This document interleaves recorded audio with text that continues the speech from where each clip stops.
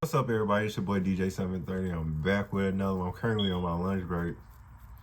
And I was like, man, let me hit them with a video. I don't want to give no excuses why I'm not dropping them. Well, I asked y'all to support me. Y'all supported me, so the least I could do is keep dropping.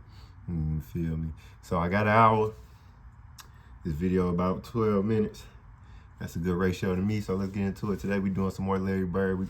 The video we are watching is called The Sweetest Larry Bird Revenge Story Ever Told.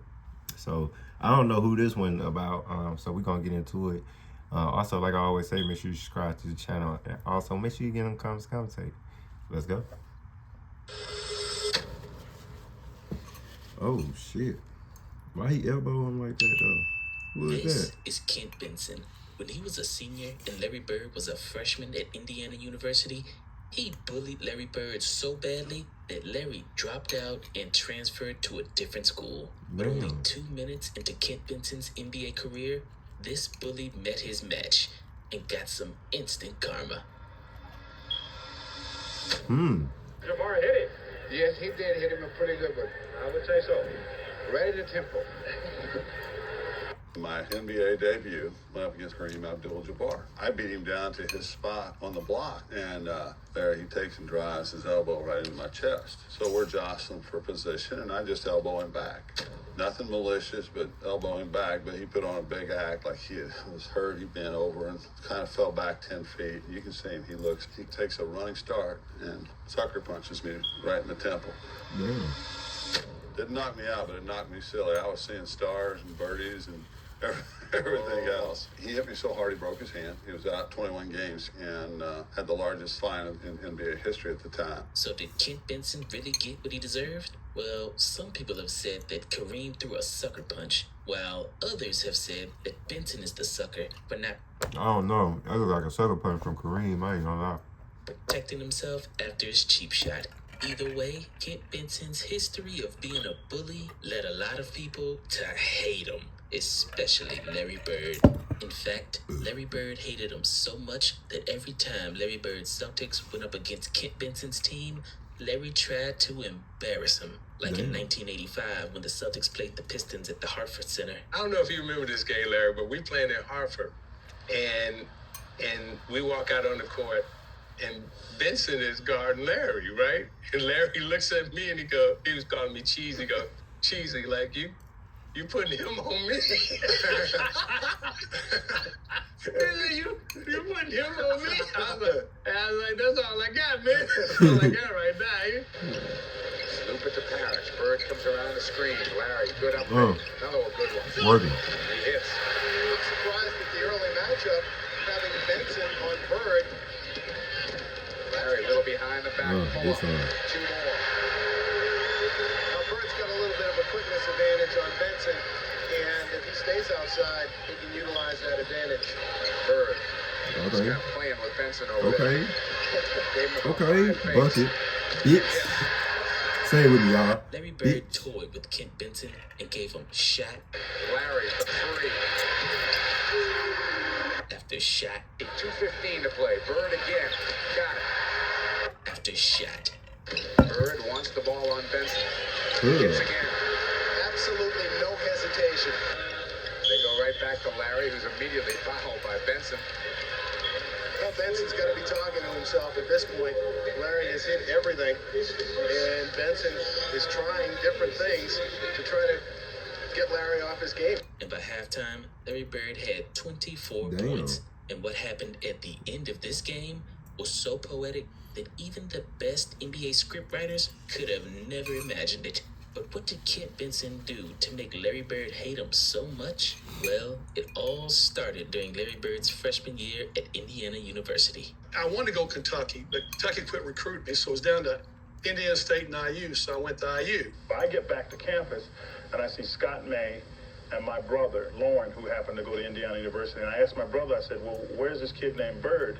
And my brother says, yesterday I saw him out on this road, and it's called 37. I saw him on 37 with his luggage. I think he went home. Quinn to this day says to me, the thing that he regrets most is that when you first went down to school, he not being there for Larry the first 2 weeks or so that he was at school at Indiana. because he still feels that had he been there, we would, we'd be talking about What happened in those two? Yeah, What happened in those 2 weeks? What transpired? Can you imagine him and Coach Knight together with Quinn Buckner? No, I can't. It would have been. I think the basketball gods were like, "Nah, we can't let this happen." In Larry Bird's book titled Drive, The Story of My Life, Larry Bird said, things went well in the beginning. Larry Bird and Bob Knight, Indiana University. I'm talking about this was when Bob Knight was smacking motherfuckers. Oh man, he would have. You think we would have been calling him goddamn? I don't know. It wasn't been Larry Legend. What's Superior's a legend? Cause Bob Knight and Larry Bird teamed up. That would have been. That would have been like some legendary shit. That would have been better than Phil and Michael type shit. If y'all catch my drift. Excuse me. I didn't have any problems at first, but point blank, Kent Benson treated me terribly. He treated us freshmen as if we were idiots. Benson came down one day while I was shooting and just took my ball and went to the other end to shoot. He said, "You freshmen don't deserve a ball." Benson would come along and pull this stuff just about every day. When they chose sides, I never got to play. Benson had no idea what I could do, but he continued to treat me like a jerk, like I was nothing. I couldn't believe the way Benson was acting. And after 24 days at Indiana University, Larry Bird had had enough and finally decided to leave school. Damn, I man. couldn't stay. Okay. Reggie, I just couldn't do it. Couldn't do it. It wasn't I was homesick or I didn't like the coach. I don't think me and Coach Knight would have had a problem because I never had a problem with my coach. I don't think that I was quite smart enough or quite understanding enough of Bird's situation. I kind of approached it when he left toward the end of September. Well, I wouldn't have chased May or Buckner or Abernathy, and I'm not going to chase Larry Bird either. Well, probably at that point in his life, Larry needed somebody to chase him a little bit and to show a little bit more compassion for his situation than I did at that time. Did you feel like a failure when you were hitchhiking home? No, I was glad to get out of there. The only thing I was worried about was when I got home how my family would react. And I can remember my mom was mad at me for 3 or 4 months after that. The first month we didn't even speak. And I could understand that. But I made the decision to leave and I was going to stick by it. I had everybody talking to me, trying to get me to go back. But I couldn't. Larry Bird said, ever since then, I've wanted the Celtics to beat Benson's team whenever we play. I got a kick in 1985 when Kevin McHale set the Celtics scoring record of 56 points in a game when Kent Benson was guarding him. 31-28. McHale, yes, and a foul. What a quarter Kevin McHale's having. I'll tell you, he got great position on Benson that time. Benson was trying to deny him the ball. Lambeer was over trying to help out. He got there a little bit too late. This is like that. Usually thrives on it. Short, tucked in McHale. Boy, what an offensive quarter. The Celtics again are going to work on the Benson-McHale matchup. Boy, Benson is really leaning all over McHale. They find him. And he two taps and it's home. Benson got so frustrated in the third period that he picked up 2 quick tees and got ejected. Blaine Reichelt, I think, has something on Kent Benson. Gotta be a tee. I don't know which way Reichelt's going.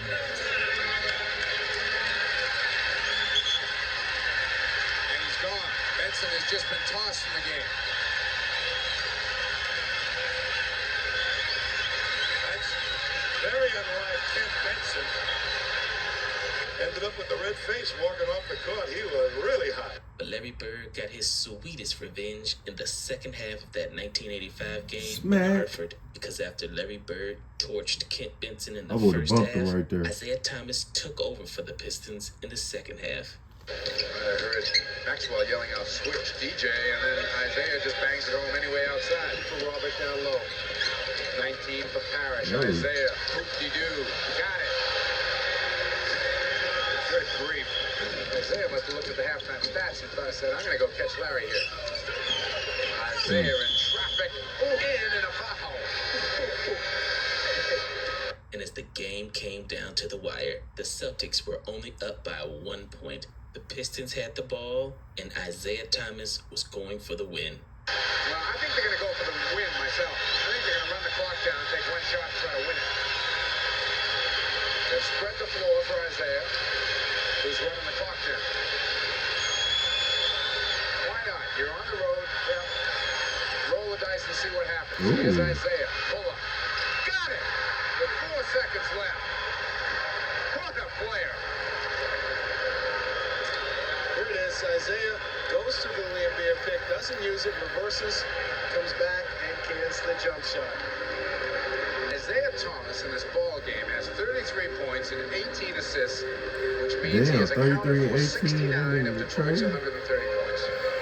Whoever betted on that parlay, rich than a For a monster. 6'1" guard, huh? Not a bad night's work. With 4 seconds left, the Celtics down by 1. Everyone knew that the ball was going to Larry Bird. I'm sure the Celtics will try and get the ball into Larry's hands somehow, some way. Whether he elects to shoot it or to get it inside will be, I think, determined by what the defense does. Just 2 days earlier, Larry Bird was in this exact same situation versus the Portland Trailblazers, down by 1 with only 2 seconds left on the clock. And Larry Bird did this. DJ again to make the inbound pass. The double team in Bird. Larry, fake, fall away. Hits it! Demoga! All right!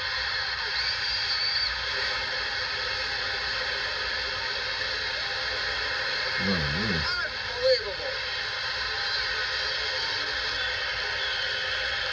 Shall we take another look at this one? Get Bird up. gets out as far Give as me he that. can go. Gets a fake. Try and Excuse draw the me. foul. One One dribble. bounce. The fall away. Hail Mary prayer. Please go in shot. Good. And there it is, folks. Final score here at the Garden. Boston 128. Portland 127. But this time, as Larry Bird finds himself in a situation that he's been in many times before, the What's that? only thing standing between Larry Bird and victory is Kent Benson. And then this happens. Bird had a little smile on his face as he came out, too. All right, here's Dennis. Gets it into Bird. Larry, a runner. Got it! Ball game's over. Boston wins. Good.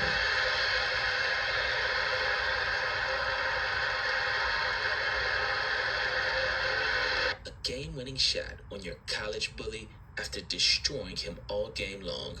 Sounds like poetic justice to me. Again.